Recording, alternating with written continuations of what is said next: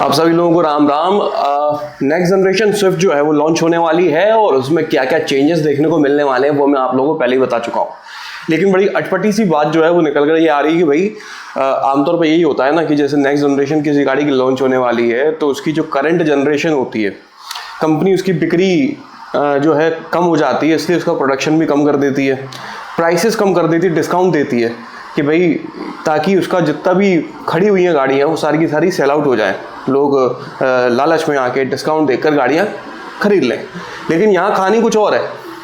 जब next generation Swift launch होने वाली है 9 मई को, मतलब कि एक महीना भी पूरा नहीं बचा है, तब मारुति ने अपनी करंट जनरेशन स्विफ्ट के प्राइसेस को 40,000 रुपये तक बढ़ा दिया है। मेरे ख्याल में मैंने आज तक कभी नहीं ऐसा देखा। कंपनीज इनफैक्ट मारुति खुद भी ऐसा किया करती थी कि भाई नेक्स्ट जनरेशन लॉन्च होने वाली है तो पुरानी जनरेशन के प्राइसेस कम कर देती है ताकि जितनी भी स्टॉक में गाड़ियां सब साफ हो जाए, और यहाँ उल्टा बढ़ा दिए 40,000 रुपये। कमाल है भाई।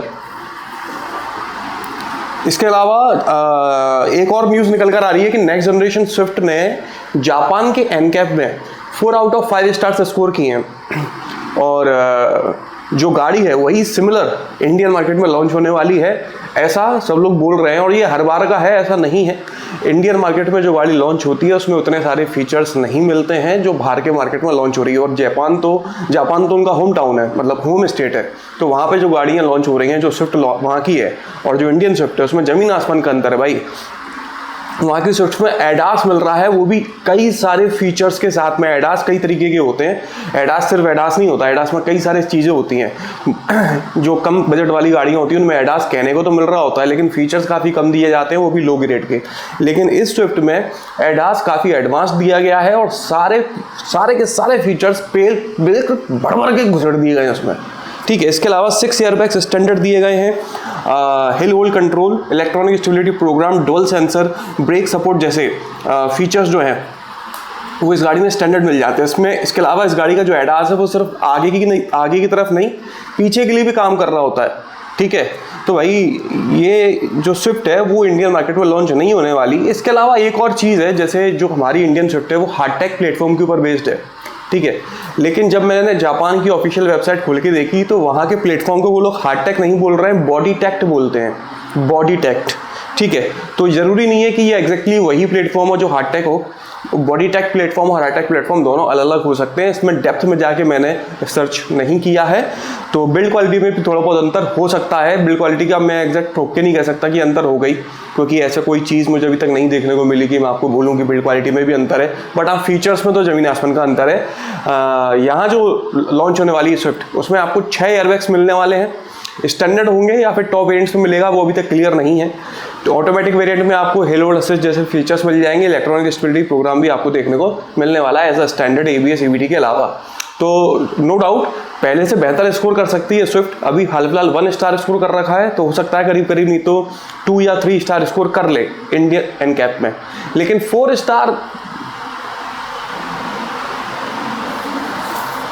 भाई, आजकल कुत्तों के लिए गाड़ियां बनने लगी हैं, मतलब डॉग एडिशन आने लगे हैं। और ये हरकत करी है होंडा वालों ने। एशियन मार्केट में होंडा वालों ने एलिवेट का, मतलब वहाँ पर वो एलिवेट को एलिवेट नहीं बोलते, WRV बोलते हैं, और वो एलिवेट इंडिया से ही बन के जा रही है। स्पेशली डॉग एडिशन लॉन्च किया गया है, डॉग एडिशन, जिसका नाम होंडा डॉग रखा गया है। मतलब हॉट डॉग तो आपने सुना होगा, ये होंडा डॉग है। इसमें है ना, मतलब इस तरह से इस गाड़ी में एसेसरीज लगाई गई हैं कि अगर आपके पास कुत्ते हैं या कुत्ता है तो आप उसको बहुत कंफर्टेबली अपने साथ लेके ट्रैवल कर सको। भाई कुत्तों के मज़े हैं यार, मतलब गजब ही है हिसाब किताब। पेल के खा रहे हैं, बढ़िया नहा धो रहे हैं, खिड़की से मुंह बाहर निकाल के दुनिया भर का इधर उधर ताक-झाक कर रहे हैं, क्या नहीं कर रहे। और अब तो कुत्तों के लिए स्पेशली गाड़ियाँ भी बनने लगी हैं। तो आगे की तरफ है ना एक कैरियर दिया गया है जिसमें 2 कुत्ते आ सकते हैं। मतलब सोचने वाली बात यह है कि हमारा जो इंसानों का बच्चा होता है ना, उसके लिए आज तक आइसोफिक्स चाइल्ड सीट दी जाती है, वो भी गाड़ी के पीछे आप टिका लो। यहाँ कुत्तों के लिए 3-3 कैरियर दिए गए हैं। मैं इंसान के बच्चे के लिए एक कैरियर दे पाई है आज तक। रियर सीट, पीछे वाली सीट पे भी एक है ना कैरियर दिया गया है जिसमें आप छोटा या मिड साइज कुत्ता रख सकते हो। ठीक है। मतलब कुत्ते की पूरी फैमिली इस गाड़ी में आ जाएगी कंफर्टेबली। और तो और देखिए, आपकी गाड़ी के अंदर कुत्तों को अच्छा लगे, फैमिलियर लगे, इसलिए है ना कुत्तों वाले स्टिकर्स भी दे रहे हैं होंडा वाले। तो आप शोरूम कह रहा हूँ, इंटीरियर में स्टिकर्स लगा के कुत्तों के लिए एक फैमिलियर माहौल बना सकते हो। ऐसा इन्होंने आज तक इंसान के बच्चों के लिए नहीं सोचा। चलो जो भी है भाई, निसान और रेनो इनकी जो आने वाली गाड़ियां हैं, हालांकि पहले से मैं पता था लेकिन अभी दोबारा से कंफर्म हुआ है कि भाई रेनो और निसान की जितनी भी एसयूवीज कोई भी गाड़ी होंगी सिर्फ पेट्रोल में होंगी, डीजल नहीं होगी। बीच में ऐसी खबरें आ रही थी कि रेनो डीजल इंजन जो है वापस लाने वाला है क्योंकि सेल्स डाउन हो रही है, लेकिन ऐसा कुछ नहीं है, सिर्फ पेट्रोल ही चलेगा। इनोवा हाईक्रॉस का जो पेट्रोल वेरिएंट्स हैं उनका टॉप वेरिएंट अभी तक GX था, अब उसमें GX ऑप्शनल टॉप वेरिएंट नया जोड़ दिया गया है। 7 सीटर और 8 सीटर दोनों कॉन्फ़िगरेशन इसमें मिल जाते हैं। 20.99 लाख रुपये से शुरू होकर ये 21.13 लाख रुपये तक का मिल जाता है। कुछ नए फीचर्स भी इसमें ऐड किए गए हैं क्योंकि ये जो GX वेरिएंट है उससे लगभग 1 लाख रुपये महंगा है, जैसे कि front LED fog lamps, front parking sensors, 360 degree camera, rear defogger, new fabric seat covers, automatic climate control system, 10.1 inch की टच स्क्रीन मिल जाती है वायरलेस एप्पल कारप्ले के साथ में। तो ये सभी फीचर्स इसमें नए ऐड किए गए हैं। और माइलेज की बात करें तो 16.13 के एमपीएल का माइलेज इसमें क्लेम किया जाता है। रियल लाइफ में तो मेरे ख्याल में सिंगल फिगर ही निकालेगी ये। भाई वियतनाम की एक कंपनी है जिसका नाम है विनफास्ट। ये एक इलेक्ट्रिक कंपनी है 4 व्हीलर मार्केट की। ये इंडियन मार्केट में आने वाली है 2025 में और इसके जो शुरुआती मॉडल्स होंगे वो 2 होंगे, VF5 और VF-E34। दोनों ही इलेक्ट्रिक गाड़ियां हैं, एक SUV है और एक हैचबैक है या फिर क्रॉसओवर भी कह सकते हो आप। और ये दोनों ही इंपोर्ट करके मंगाई जाएंगी। तो इंपोर्ट करेंगे तो देखो सीधी सी बात है भाई, महंगी होगी गाड़ी महंगी होगी तो नहीं बिकेगी। तो इसकी हालत भी वही सिट्रोन जैसी कहानी मुझे लग रही है। बाकी इंडियन गवर्नमेंट ने एक नई पॉलिसी निकाली है, उसके तहत ये अपने कुछ यूनिट्स जो है वो इंपोर्ट करेंगे, उसके हिसाब से प्रोडक्शन अपना करना ही नहीं करना वो देखेंगे, समझेंगे, जांचेंगे, परखेंगे। और आगे बढ़ते हैं तो भाई Bolero neo plus. Bolero neo तो अपनी हो गई TUV 300।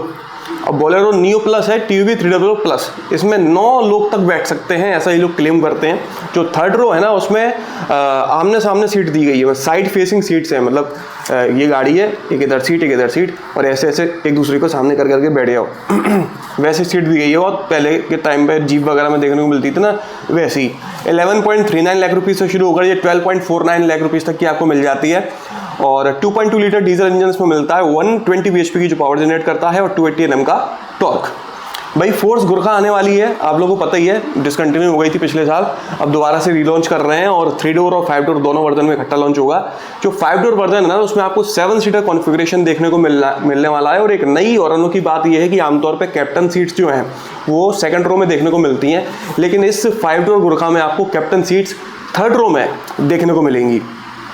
इसके अलावा कुछ नए फीचर्स भी इसमें ऐड किए गए हैं, जैसे कि digital driver display, larger touch screen है, पहले से ज़्यादा बड़ी टच स्क्रीन है, ऑटो स्टार्ट स्टॉप टेक्नोलॉजी इसमें दी गई है ताकि माइलेज वगैरह जो है आपको पहले से बेहतर मिल सके, tyre pressure monitoring system, hill start assist और ट्रैक्शन कंट्रोल सिस्टम जैसे फीचर्स इसमें आपको मिलने वाले हैं। तो भाई ये गाड़ी पहले से और ज़्यादा महंगी होने वाली है कितनी महंगी होगी ये तो कहना मुश्किल है, बट महंगी होगी। किया क्लेविस में आपको भर भर के फीचर्स मिलने वाले हैं, जैसे कि panoramic sunroof, ADAS, front parking sensors वगैरह। अभी तक मेरे को ये कंफर्म नहीं हो पा रहा, क्लेविस की जो इमेजेस निकल कर आई हैं, कभी इमेज में ये इस तरह से लग रही होती है कि लगता है पंच और एक्स्ट्रा की रेंज में ये लॉन्च होगी और उनको कॉम्पिटिशन देगी, लेकिन ये sunroof, ADAS, front parking sensor जैसे फीचर्स सुनने के बाद लगता है कि भाई ये इस सेगमेंट की गाड़ी तो नहीं है, ये शायद सोनेट और सेल्टोस के बीच में लॉन्च होगी। तो मैं इस गाड़ी को लेकर पर्सनली खूब कंफ्यूज हूँ। अगर आप लोगों को इमेज देखकर कुछ लग रहा हो कि भाई ये कौन सी सेगमेंट की गाड़ी है तो यार कमेंट करके मुझे भी बताना। मैं खुद कंफ्यूज हूँ उस गाड़ी को देखकर, कहीं से डिब्बा लगती है, कहीं से लंबी लगती है, कहीं से चौड़ी लगती है, समझ ही नहीं आ रहा है, या तो इमेज सही नहीं आ पा रही है अभी तक या मैं ही नहीं पहचान पा रहा हूँ। तो ये गाड़ी जो है जल्दी लॉन्च हो जाएगी, ज़्यादा देर नहीं लगाएगी। फॉर्च्यूनर माइल्ड हाइब्रिड को रिवील किया गया है, लॉन्च नहीं किया गया है, और इंडिया की बात नहीं कर रहा हूँ मैं, ग्लोबल मार्केट की बात कर रहा हूँ। इसमें अब आपको एडल स्टार्ट स्टॉप टेक्नोलॉजी, एडास और 360 डिग्री कैमरा भी मिल जाते हैं। 2.8 लीटर डीजल इंजन में आपको 48 वोल्ट की माइल्ड हाइब्रिड टेक्नोलॉजी दी गई है, जो कंबाइन होकर 201 bhp की पावर और 500 Nm का टॉर्क जनरेट करती है। इस माइल्ड हाइब्रिड टेक्नोलॉजी के बाद में फॉर्च्यूनर डीजल 5% ज़्यादा माइलेज देगी, लेकिन अभी तक कोई भी ऑफिशियल न्यूज़ नहीं है कि ये फॉर्च्यूनर माइल्ड हाइब्रिड इंडिया आएगी या नहीं आएगी, वो अभी तक नहीं पता। अभी इंडिया में तो वही पेट्रोल डीजल चल रहा है। भाई फोर्ड वालों का हिसाब किताब समझ में नहीं आ रहा। देखो आमतौर पे क्या है, किसी भी गाड़ी का टेस्टिंग करना, सड़कों पर उसका नज़र आना, ये करना, वो एक अलग कहानी हो गई। कई सारी गाड़ियाँ ऐसी हैं जिनकी टेस्टिंग चलती रहती है और वो कभी लॉन्च नहीं हुई, वो एक अलग कहानी हो गई। लेकिन किसी कंपनी का एक नाम का ट्रेडमार्क लेना, वो थोड़ा ज़्यादा कंफर्मेशन देता है कि ये कंपनी शायद दोबारा से आने वाली है, नया प्रोडक्ट लॉन्च करने का सोच रही है। फोर्ड ने हाल फिलहाल ट्रेडमार्क लिया है टेरिटरी नाम का। टेरिटरी फोर्ड की एक एसयूवी है जो पहले से ही ग्लोबल मार्केट में अवेलेबल है। तो फोर्ड इस गाड़ी को इंडियन मार्केट में लॉन्च करने की सोच रहा है, इसलिए ही उन्होंने ट्रेडमार्क लिया है, वरना इसके अलावा और कोई यूज़ नहीं होता है।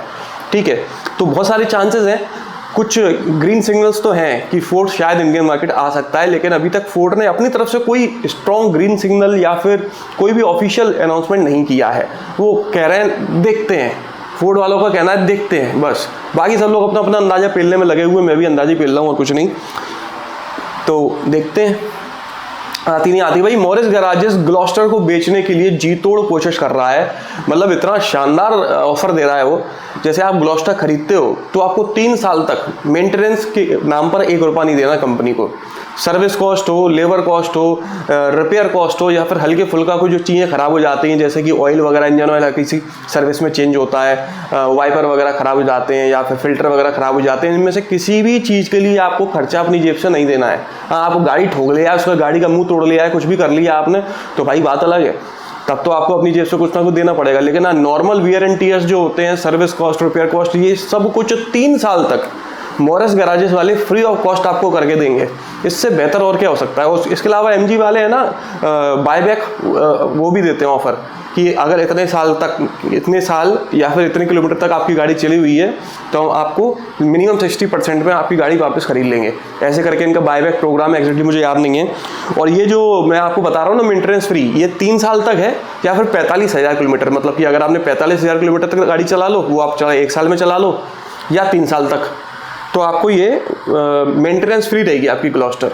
तो भाई अगर इंटरेस्टेड है, और ग्लॉस्टर का वैसे फेसलिफ्ट भी आने वाला है इस साल के आखिर तक, तो अगर आप इंटरेस्टेड हो तो ग्लॉस्टर ले सकते हो। 2 व्हीलर मार्केट की बात करते हैं तो ओला S1X के प्राइसेस को 5,000 से 10,000 रुपये तक कम कर दिया गया है। KTM और हस्कवर्ना की जितनी भी मोटरसाइकिल्स आती हैं उन सब में अब आपको 5 साल की वारंटी मिला करेगी और साथ ही में 1 साल का रोड साइड असिस्टेंस भी। हीरो मैवरिक 440 की डिलीवरी चालू हो चुकी हैं, तो अगर आपने बुक करा रखा है तो जल्दी आपको डिलीवरी मिलने वाली है। रॉयल एनफील्ड ग्यूरेला 450 इस साल के आखिर तक लॉन्च होने वाली है। ये हिमालयन जो मोटरसाइकिल है उसके नीचे आएगी। हायाबुसा का 25th एनिवर्सरी एडिशन लॉन्च किया गया है 17.7 लाख रुपीज़ में। ये स्टैंडर्ड वर्जन से 80,000 रुपये महंगा और कुछ भी नया इसमें नहीं है, मतलब बस वही स्टिकर्स वगैरह चेंज कर दिए गए और 80,000 रुपये बढ़ा दिए हैं। एप्रिलिया ट्यूरैक्स 660 को लॉन्च किया गया। 18.85 लाख रुपये से शुरू होकर 19.16 लाख रुपये तक की मिलती है। ये 19 लाख रुपए की ये मोटरसाइकिल है। लग तो भाई ये नहीं रही है 1,90,000 की भी। 80 bhp पावर जनरेट करती है और 70 Nm का टॉर्क जनरेट करती है। इतनी महंगी मोटरसाइकिल लेके आदमी करता क्या है? मेरे पास तो पैसा भी नहीं है। यामाहा एरोक्स वर्जन एस को लॉन्च किया गया है। 1.51 लाख रुपीस में ये मिल जाती है और उसमें कीलेस इग्निशन ऐड किया गया है। तो भाई न्यूज़ तो इस हफ्ते की इतनी ही थी। बाकी अगर आपको ये वीडियो पसंद आया हो तो इसे लाइक कर दीजिएगा, इस चैनल को सब्सक्राइब कर लीजिए और बेल आइकन को दबाना बिल्कुल ना भूलना। आपका दिन शुभ रहे। धन्यवाद।